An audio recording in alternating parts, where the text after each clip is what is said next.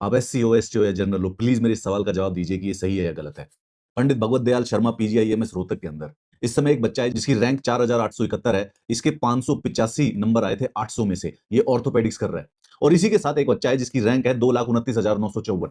इसके 4 नंबर आए हैं 800 में से, और ये भी ऑर्थोपेडिक्स कर रहा है, यानी हड्डियों का डॉक्टर बनेगा। इन दोनों के बीच में 581 नंबर का डिफरेंस है। कम से कम नहीं तो 2,24,000 रैंक का डिफरेंस है, और ये दोनों के दोनों इकट्ठे डॉक्टर बनेंगे। 800 में से 585 नंबर लाने के लिए इस लड़के ने 5 साल तक एमबीबीएस में दिन रात पढ़ाई की होगी, और नीट पीजी की तैयारी के लिए एकदम दिन रात इसने जाग जाग के पढ़ाई करी होगी। और दूसरा ये लड़का है जिसके 800 में से 4 नंबर आए हैं। मैं और आप जिन्होंने जिंदगी में मेडिकल की किताबें भी ना देखी हूं, हम भी अगर इस एग्जाम में बैठ जाते तो हमारे 4 से ज्यादा नंबर आ जाते। ये एमबीबीएस करने के बाद 4 नंबर लेके आया है। आप मुझे बताइए, ये किस प्रकार का सोशल जस्टिस है, ये किस प्रकार की रिजर्वेशन है, ये किस प्रकार का अन्याय है?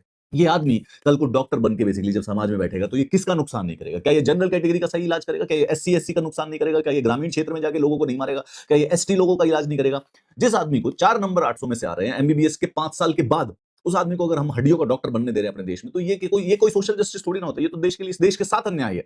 ये डॉक्टर डेथ बनाया जा रहा है। ये एक केस नहीं है, ऐसे पूरे के पूरे देश में इस समय नीट पीजी के बाद बहुत सारे ऐसे ऐसे डॉक्टर बनेंगे जो कि इतने मैसिवली इनकॉम्पिटेंट हैं, जो कि 800 में से 10, 8, 5, 6, 15, 20 नंबरों के बाद वो अब डॉक्टरी की पढ़ाई करने लग रहे हैं। गवर्नमेंट हमें फालतू का आर्गुमेंट दे रही है कि हम एग्जिट एग्जाम के द्वारा इनकी कॉम्पिटेंस को चेक करेंगे। कैसे करोगे तुम इनकी कॉम्पिटेंस चेक, जब ये 5 साल एमबीबीएस करने के बाद इनकी कॉम्पिटेंस तुम चेक नहीं कर पाए? पंडित बीडी शर्मा, कॉलेज का नाम तुमने बीडी शर्मा रखा हुआ है रोहतक के अंदर, लेकिन उसमें एडमिशन मिल रहा है 4 नंबर वाले को। इस स्टूपिडिटी की कोई जस्टिफिकेशन नहीं है। ये कोई सोशल जस्टिस नहीं है, ये कोई रिजर्वेशन नहीं है, ये सिर्फ और सिर्फ अन्याय है। और अन्याय नहीं, ये बेसिकली क्राइम है। अगर आपके पूरे के पूरे देश में 20% डॉक्टर, 25% डॉक्टर इस प्रकार से होंगे जिनके नंबर ही नहीं आए हैं, जिनको पढ़ाई नहीं आती है, जिन्होंने मेडिकल की पढ़ाई इतनी करी है कि वो आदमी 800 में से 4 नंबर लाने की कैपेसिटी नहीं रखता है, ये आदमी जब क्लिनिक में बैठा होगा, जब गवर्नमेंट हॉस्पिटल में बैठा होगा, तो ये आदमी लोगों को मारेगा। ये डॉक्टर डेथ है।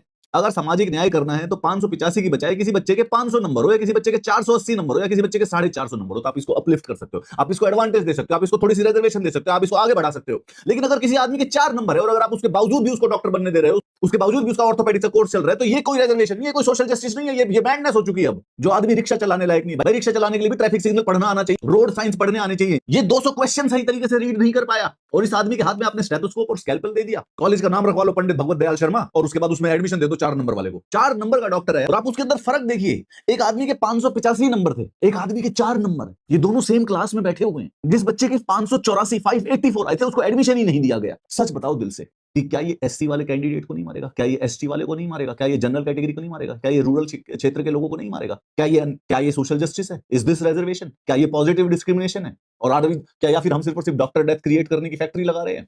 अब